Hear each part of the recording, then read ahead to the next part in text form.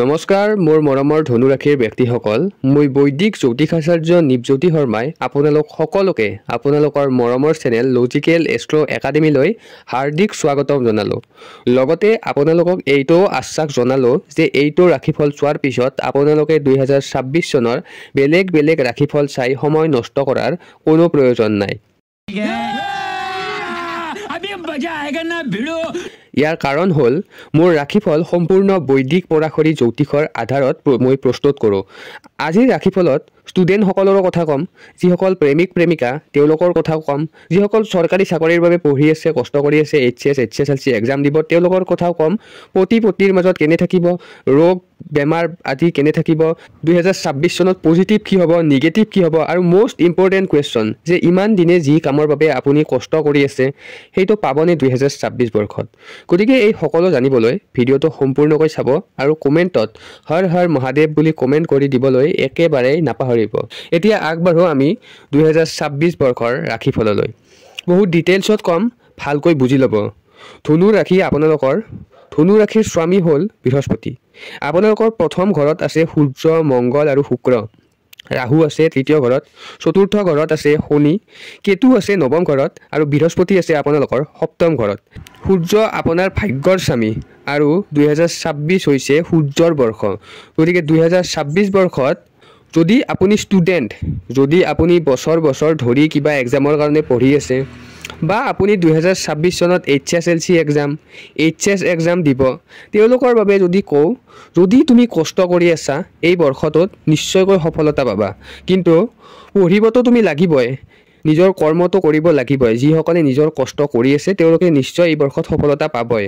এই বৰ্ষটো সূৰ্যৰ বৰ্ষ হোৱা বাবে অলপ ভাগ্যৰ সহায় তুমি নিশ্চয় লাভ কৰিবা গভৰ্ণমেণ্ট জবৰ ক্ষেত্ৰত বা তোমাৰ ষ্টাডি ৰিলেটেড কামত তুমি ভাগ্যৰ সহায় অলপ এই বৰ্ষটোত নিশ্চয় লাভ কৰিবা যদি তুমি পলিটিক্যাল ব্যাকগ্ৰাউণ্ডত আছা তেতিয়াও এইটো বৰ্ষ তোমাৰ বাবে বহুত বেছি ভাল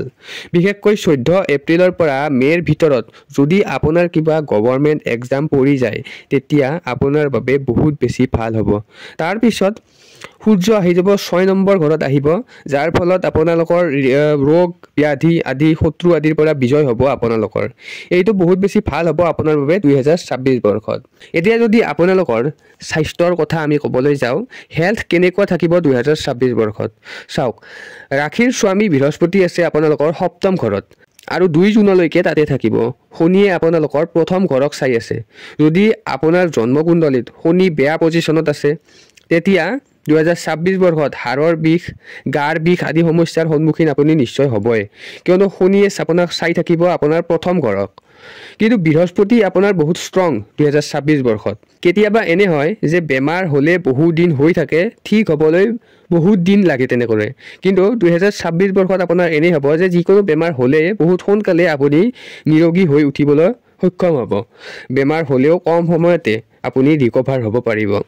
এয়া কৈছো মই বৈদিক জ্যোতিষ মতে যদি আপোনাৰ ইয়াত আপত্তি আছে আপুনি পৰাশৰ মুনিক আপত্তি জনাব পাৰে যিবোৰ কথা 4000 5000 বছৰ আগতে পৰাশৰী জ্যোতিষত লিখি থৈ যোৱা হৈছে যে কি গ্ৰহৰ কি প্ৰভাৱৰ ফলত কি বেমাৰ হয় এটা কথা আৰু কওঁ যে 20 জুনৰ পৰা জুলাইলৈকে পেটৰ প্ৰব্লেমৰ কথা ধ্যান দি ৰাখিব বিদ্যাৰ্থীৰ কথা যদি ক'বলৈ যাওঁ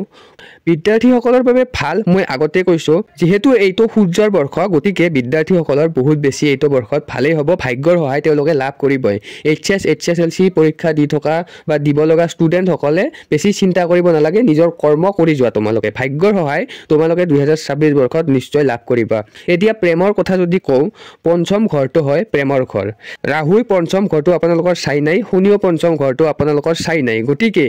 আপুনি 2025 বৰ্ষটো আছিল বহুত ভয়াবহ প্ৰেমৰ ক্ষেত্ৰত 2025 বৰ্ষত বহুতৰে প্ৰেমৰ বিচ্ছেদ ঘটিছিল বহুতৰে ৰিলেশনশিপত কিবা কিবি প্ৰব্লেম আহিছিল কিন্তু 2026 বৰ্ষটো তেনেকুৱা নহয়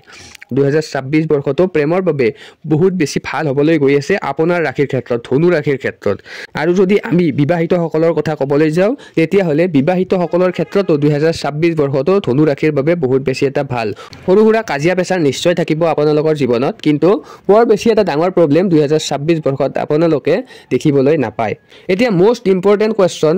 যে আপোনাৰ ভাগ্য উদয় কেতিয়া হ'ব আপোনাৰ ভাল দিন কেতিয়া আহিব যিটো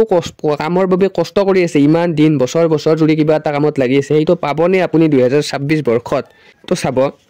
অকল ৰাশি ভিত্তিত মই আপোনালোকক নিজৰ পৰিয়াল বুলি ভাবোঁ। গতিকে মই সদায় সঁচা কথাটো কওঁ। ৰাশিফলটো লগা হ'লে মোৰ ভিউজ কমকৈ আহক, মোৰ কথা নাই। মই সদায় সঁচা কথাটো কওঁ যে অকল এটা ৰাশিৰ ভিত্তিত আপুনি কেতিয়াও ক'ব নোৱাৰে যে আপোনাৰ এনেকুৱা হৈ যাব, আপোনাৰ তেনেকুৱা হৈ যাব। আপোনাৰ নিজৰ কুণ্ডলীৰ কথা আছে। আপোনাৰ নিজৰ কুণ্ডলীটো আপোনাক কেৱল দিশা দেখুৱাব পাৰে, আপুনি নিজৰ কৰ্মটো কৰিবই লাগিব।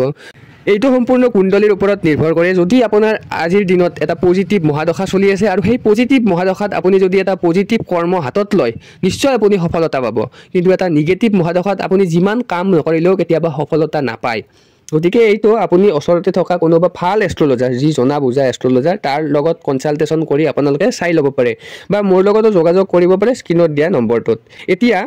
এইটো বৰ্ষৰ বাবে কেইটামান মুখ্য উপায় হৈছে, এইটো বৰ্ষত আপোনালোকে খালী নবহিব একেবাৰে। এইটো বৰ্ষ খালী বহি থকাৰ একেবাৰে নহয়। এইটো বৰ্ষত আপুনি নিজৰ কৰ্ম কৰিব লাগিব, নিজৰ কাম কৰি আগবাঢ়িব লাগিব। এইটো বৰ্ষত বিজনেছ কৰা, নতুন কাম আৰম্ভণি কৰা সকলৰ বাবে বহুত বেছি ভাল। নতুন কাম যদি কৰোঁ বুলি ভাবি আছে, যিহেতু সূৰ্যৰ বৰ্ষ এইটো, গতিকে যিকোনো কাম আৰম্ভ কৰাৰ বাবে এইটো বৰ্ষ বহুত বেছি উত্তম। যদি আপুনি 2026 নপৰাতে ভিডিঅ'টো ৰাশিফলটো চাই আছে, তেতিয়াহ'লে 1 জানুৱাৰীতে নতুন যদি আপুনি কিবা আৰম্ভ কৰিম বুলি ভাবি আছে, আৰম্ভ নিশ্চয় কৰি দিয়ক। বাৰু